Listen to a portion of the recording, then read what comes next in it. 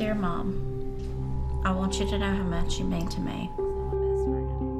I miss him like crazy. My heart hurts every day. Benjamin and Sheila Watson are haunted by memories of their son, Caleb. There was no doubt in my mind that Caleb would do his duty. He was a person that was willing to serve, a person that was willing to put his life on the line. I still want to be just like you, Dad, a hero. Love your best friend and son, Caleb. Sheriff's Office 911. Naval Air Station, Pensacola. We have a report of gunshots in building 633. I said, if anybody can handle this, it's Caleb. Scary all unit, active shooter at NAS or 159. We don't have any. I understand we got an officer down. I need him. I heard the first shot. I heard people screaming. 1018 to the hospital. One NAS deputy. I was praying, God help me. Then I get shot. A terror attack on American soil. Saw him. I looked him dead in the eye. A military officer from a foreign ally pulling the trigger on a U.S. military base. America has been betrayed. Someone needs to be held accountable. A Saudi pilot turned Al-Qaeda terrorist. He's wearing a flight suit. 2 years later, what the investigations reveal about a key U.S. ally and the flaws in our own system.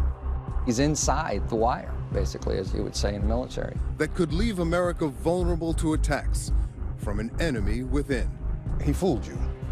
You could say that.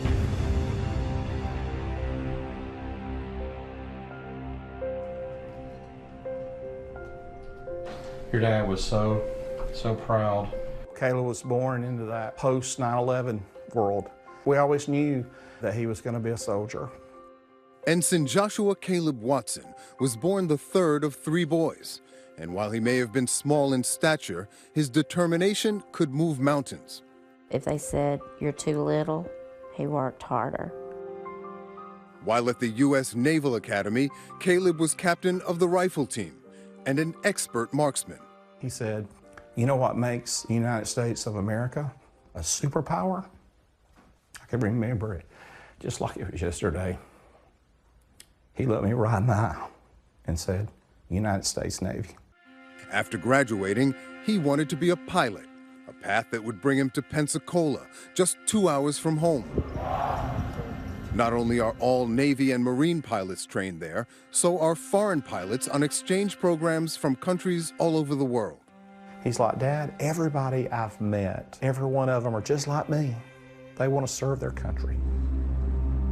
What happened on December 6, 2019 would be something the country had not seen since 9/11, an attack by a foreign national on American soil.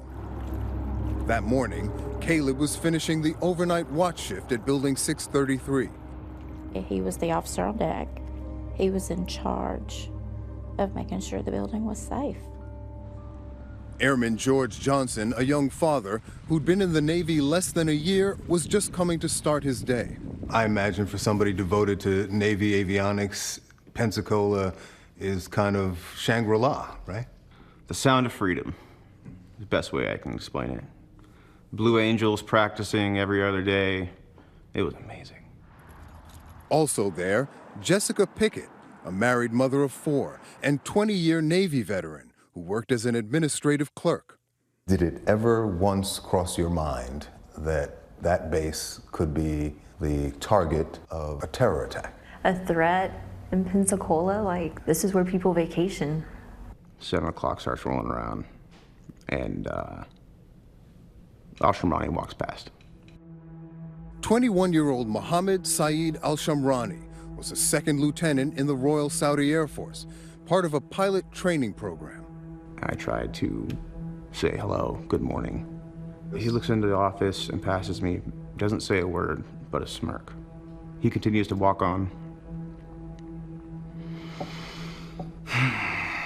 And as I'm waiting, I hear what sounds like a binder fall and hit the ground, like a loud clap, and then shouting. No. Stop. Stop. Screaming. The first shots were fired at the watch station, just off the main entrance, where Caleb Watson and Private First Class Cameron Walters were posted. It was the 21-year-old's very first day on watch duty. Both men were unarmed. Cameron died immediately. Caleb was badly wounded and left for dead. I went into my supervisor's office. I hid under his desk. I was praying, God help me. Then I hear the glass break. And then I get shot.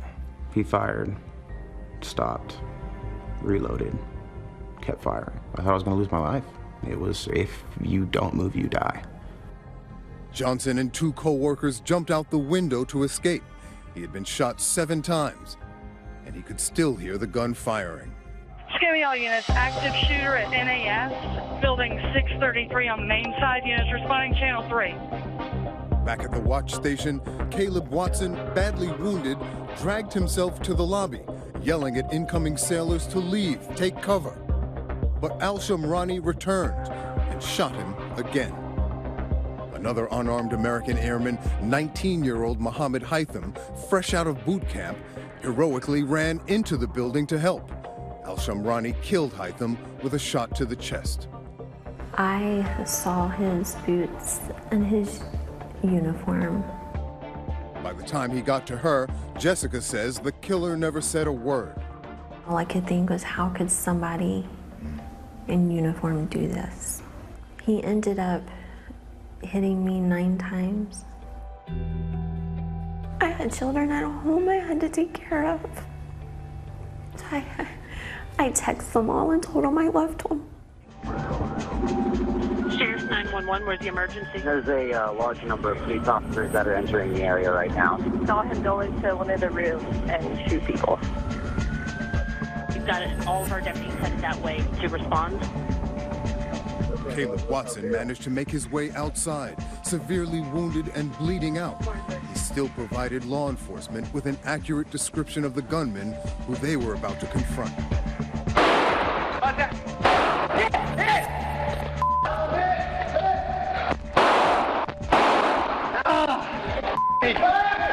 He's wearing a flight suit.